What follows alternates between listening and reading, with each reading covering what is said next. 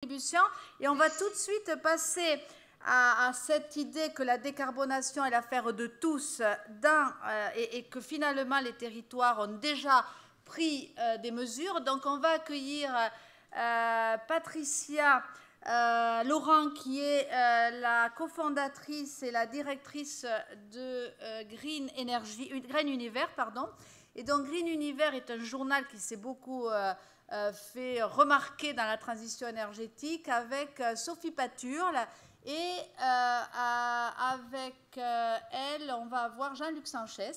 Donc, on va vous présenter une très belle nouvelle initiative dont je suis collectivement particulièrement fière, qui est le lancement du baromètre pour la neutralité carbone dans les territoires, avec déjà plein de choses à raconter ici sur le territoire de La Rochelle, puisqu'on a eu une avant-première riche avec déjà beaucoup d'initiatives. Et donc, il y aura une publication à espace régulier à partir d'une date encore à révéler. Et Jean-Luc Sanchez, donc, qui est responsable des affaires et relations extérieures Occitanie et Nouvelle-Aquitaine de Total Énergie. Alors, dans les territoires, ce baromètre, pourquoi faire et comment on peut avoir une action locale. Merci. Et alors, le maître du temps a un message. Ah oui, il est très, très important de ne pas déraper. Hier, nous avons dérapé. Moi-même, j'ai dérapé un peu. Mais aujourd'hui, c'est le train. Et donc, on ne peut pas se permettre. Alors, regardez bien, parce que tout le monde n'a pas 10 minutes. Il y en a qui en ont 6 ou 7. Et donc, faites très, très attention. Vous avez le temps qui s'affiche, et quand vous entendez la petite musique, il faut absolument vous arrêter. Je sais que c'est très désagréable pour vous, mais il faut y penser. Voilà. Merci beaucoup. Je vais prendre la petite tapette et promis, on va essayer de ne pas déraper. Non seulement on va essayer, on va réussir.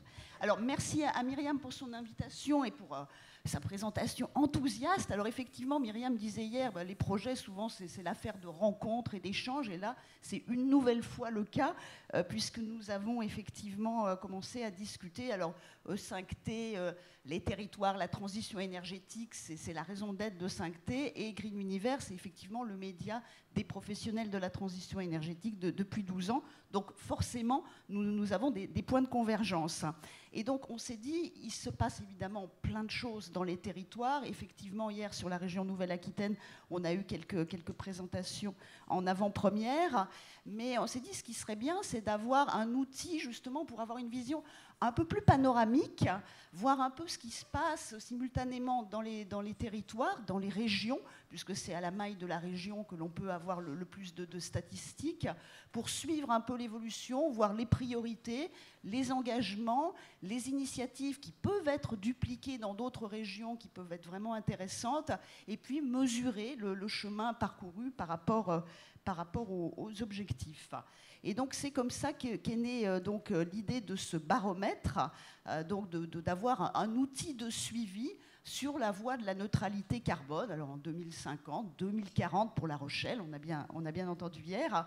Et donc on a pour objectif d'avoir une série d'indicateurs que l'on retrouvera dans chaque région pour pouvoir justement mesurer, établir des parallèles, des comparaisons, en ciblant 3 territoires de manière plus détaillée, où en plus du quantitatif, on aura du qualitatif, on ira faire des interviews, on ira sur le terrain pour voir quelles sont les innovations qui peuvent être les plus intéressantes et dont on peut tirer des enseignements. Ces 3 régions, vous les avez, Nouvelle-Aquitaine, Hauts-de-France, Provence, Alpes, Côte d'Azur.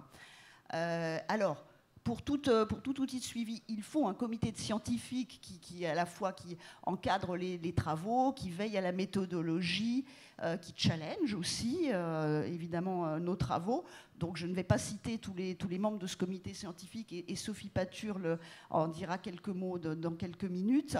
Mais donc nous avons tous ces experts très reconnus qui vont nous appuyer, qui ont commencé à travailler avec nous sur cet outil. Et l'idée, c'est de se réunir au moins une fois par trimestre pour faire le point sur nos travaux. Alors, un mot sur les indicateurs que nous allons suivre dans l'ensemble des régions. Évidemment, ce qu'il nous faut, ce sont des indicateurs fiables, qui sont suivis dans le temps. Alors, certains, ils sont publics, on peut tout à fait les récupérer. Pour d'autres, on va demander aux différentes sources de nous fournir ces indicateurs, des chiffres que l'on puisse utiliser. Il y en a d'autres que nous avons à Green Univers, puisque nous suivons notamment sur le financement. Nous avons un baromètre des levées de fonds depuis plus de 10 ans, donc on a des statistiques que l'on peut reprendre à la maille des régions. Donc les indicateurs, énergie, bâtiment, on va suivre les principaux dispositifs sur la rénovation énergétique. Pour l'industrie, les projets de décarbonation de l'industrie qui accélèrent avec France Relance. Dans les transports, le développement des véhicules électriques, hybrides, les bornes de recharge. Et puis pour le financement, je le disais, les levées de fonds. Donc on va suivre tous ces indicateurs à la maille de la région. Ce qui ne veut pas dire, l'idée n'est pas de faire une bible d'indicateurs, mais vraiment d'essayer de trouver les plus pertinents et de faire ressortir ceux qui sont les plus significatifs, et d'essayer d'identifier là où il y a des accélérations, là où parfois, en revanche, ça patine un peu. Donc ça sera un peu l'objectif. Sur le focus sur les 3 régions, donc en complément, donc là, on va avoir en plus un travail plus qualitatif. Donc on va essayer de voir un peu quelles sont les stratégies en matière de décarbonation, quels sont les objectifs en matière de développement des ENR, d'efficacité énergétique, et comment on va essayer de mesurer, de suivre ça dans le temps, puisque l'intérêt, c'est vraiment d'avoir cette perspective et de voir un peu comment tout cela avance, quels sont les écueils, quelles sont les avancées, etc., de pouvoir en tirer des enseignements. On a beaucoup parlé hier d'hydrogène vert, on a parlé de toutes les couleurs de l'hydrogène, nous on va faire un focus plus sur l'hydrogène vert. On a parlé de stockage, de batterie, donc là encore, on va regarder un peu tout ça pour voir quels sont les projets qui se développent, qui sont les plus intéressants, et puis également donc, pour l'industrie. Donc voilà l'objectif de cet outil. On a commencé à travailler dessus, puisqu'on a travaillé déjà sur la méthodologie, sur les indicateurs, avec le comité scientifique. Aujourd'hui, les indicateurs, on les a à peu près constitués, on a contacté les différentes sources, etc. Ça peut encore, évidemment, c'est un outil vivant, donc on pourra l'enrichir. Si on voit, par exemple, hier, on a beaucoup parlé d'acceptabilité. On sait que c'est très important aujourd'hui pour la transition énergétique et notamment pour le développement des énergies renouvelables. C'est peut-être quelque chose qu'on va ajouter, en tout cas au niveau qualitatif, bien sûr, pour voir est-ce qu'il y a des projets exemplaires qui ont été bien acceptés par le territoire et quels enseignements on peut en tirer. Donc, travail sur les régions cibles. Alors, on a déjà commencé bien sur la Nouvelle-Aquitaine. Et donc, maintenant, on est prêt à accélérer avec le comité scientifique pour pouvoir présenter ça le plus rapidement possible. Là, on laissait passer l'université 5T, mais on va maintenant pouvoir se caler sur une date pour pouvoir vous présenter les résultats de ces travaux le plus vite possible. Et je vais tout de suite donner la parole à Sophie Paturle. Alors, c'est pas la bonne slide. Bon. À Sophie Paturle, donc Sophie qui est managing partner de Demeter et qui est aussi présidente de la commission climat de France Invest et qui fait partie donc du comité scientifique. Alors Sophie, peut-être pour expliquer quel peut être l'apport de ce baromètre sur lequel nous travaillons. Merci Patricia. Tout d'abord, je voulais dire que je suis très enthousiaste, moi, à l'idée de mesurer, parce qu'on parle beaucoup de mesures. Et maintenant, je crois que c'est vraiment important puisque les enjeux sont énormes. On a vu qu'on n'avait pas beaucoup de temps. Et à partir de ce moment-là, moi, je résumerai un petit peu cette idée qui vient de Myriam et sur laquelle on a tout de suite rebondi. Il faut vraiment compter pour ce qui compte pour nous. Et le comité scientifique qui s'est déjà réuni, et on a vu l'enthousiasme du comité scientifique, je crois qu'il a cette vertu de regrouper des personnes très engagées, vous les connaissez, Philippe Chaléron, Eric Mestralet, Marc Tessier-Dorgueil. Ils ont des compétences propres dans leur vie professionnelle différentes, très complémentaires, parce qu'il y a une vraie complexité. Et il faut sortir absolument de cette complexité pour être capable d'avoir des indicateurs simples, fiables, robustes, et qui puisse durer, parce qu'on est là effectivement pour faire du suivi, mais je pense qu'on est aussi là pour constituer une véritable base de données pour à la fois s'aiguillonner les uns les autres dans nos actions, pour également atteindre des objectifs et voir comment on se positionne par rapport aux objectifs, qu'est-ce qui marche pas, qu'est-ce qu'il faut accélérer, et puis nous aider aussi dans la détermination des tendances. Parce qu'il y a ce qu'on a envie de faire, et puis il y a ce qui prend et ce qui ne prend pas. Et je crois aussi qu'il y a, et on en parlait aussi au comité, notamment avec Marc Tesselfoy, on en a beaucoup parlé hier aussi, il faut savoir communiquer, parce que pour réussir, il va falloir qu'on soit capable d'embarquer tout le monde. Et ça veut dire quoi? Ça veut dire de la transparence et des mécanismes d'information qui soient simples, compréhensibles et indiscutables, quelque part. Et aussi disponibles très rapidement. Et Patricia le disait, moi je préside la commission climat, et la commission climat de France Invest, on a lancé un baromètre il y a une dizaine d'années, et on se rend compte que finalement, moi en tant que présidente, j'essaie de communiquer sur les travaux de la commission climat. C'est pas toujours simple, hein. Il y a des journalistes ici, il y a des sujets qui les intéressent plus ou moins. Lorsqu'on leur donne des chiffres, là, ils sont tout de suite intéressés, parce que derrière des chiffres, qu'est-ce qu'on met? On met des actions, et les chiffres, il faut qu'ils soient liés à la réalité concrète du moment. Donc, on s'est vraiment aussi efforcé au comité scientifique de dire, certes, il y a de la complexité, mais ici, il y a suffisamment de compétences autour de la table du comité scientifique pour transformer cette complexité sans la dénaturer en outils relativement simples que l'on va pouvoir suivre. On va pour ça commencer à travailler avec des régions très engagées, parce que c'est avec les pionniers que l'on avance aussi, que l'on innove, et là, c'est aussi de l'innovation dans la mesure, et qu'on entraîne. Voilà, donc moi, je suis vraiment très, très confiante. C'est clair qu'il va falloir être capable de réajuster, et ça, je crois qu'on est prêt à le faire. On enrichira sans doute cette base de données, donc on va commencer de façon peut-être modeste, mais il est vraiment important d'avoir des chiffres fiables, robustes, sur lesquels on va pouvoir communiquer et sur lesquels on va pouvoir embarquer pour réussir la transition écologique. Et basé sur mon expérience de 10 ans de baromètre à la commission climat de France Invest, ça nous a permis de communiquer et ça nous permet aussi d'embarquer.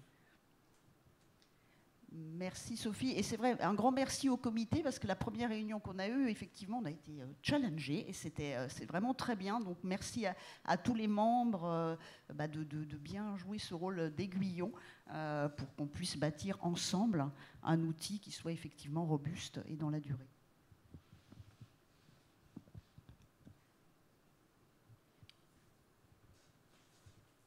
Jean-Luc, alors voilà.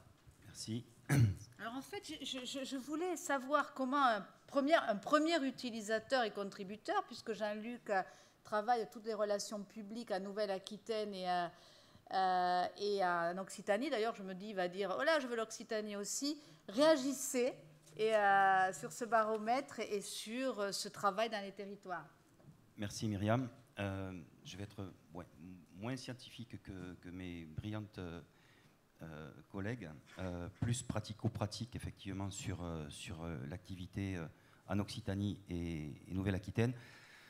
Avant toute chose, Myriam, je voudrais te remercier publiquement pour m'avoir invité. Je suis très honoré de ton invitation. Pour la petite information, nous étions camarades de classe il y a 40 ans avec Myriam, voilà, il fallait le dire. Donc si on ne se revoit que dans 40 ans, eh bien, ce sera pour fêter les 50 ans de 5T. Mais je pense qu'on se reverra avant. La télécommande, c'est qui l'a?